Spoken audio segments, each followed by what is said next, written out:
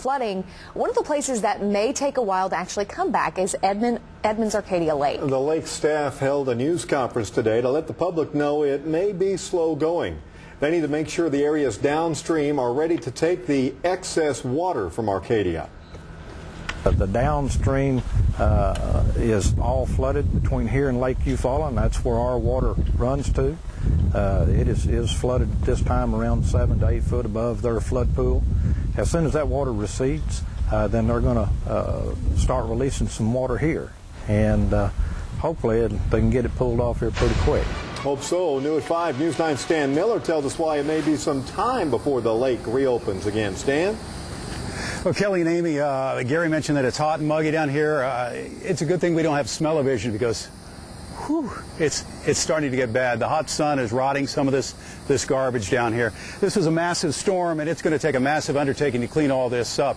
26 miles of coastline that looks basically like a floating landfill right now, and they can really only get that cleanup underway, the Army Corps of Engineers says, when they get the dam open and they start letting some of these floodwaters flow downstream. This is what Lake Arcadia looked like after Monday's rains. This is what Lake Arcadia looks like now. Mile after mile of shoreline littered with logs and garbage. Everything that people threw away upstream made its way downstream. Oklahoma City ought to thank us. All their trash now is down here. Ralph Courtright is one of a handful of campers who decided to stay. He camps here every year from April through October, and he says he's making the best of it and even landing some pretty good catfish that are rummaging through the debris. But boaters can do nothing but stare at their boats and wait. If you've ever done any camping, you know that once you make your reservation, all you can do is hope that the weather holds, and the worst thing that you have to deal with is ants.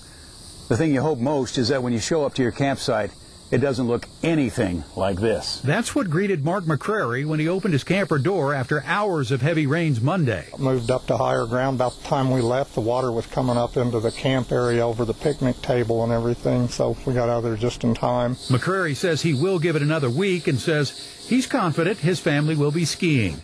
Could be wishful thinking.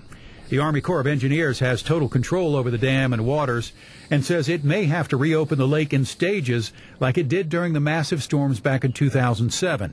The difference is, today, the lake crested about 11 inches higher than it did in 2007. And I have some advice for you.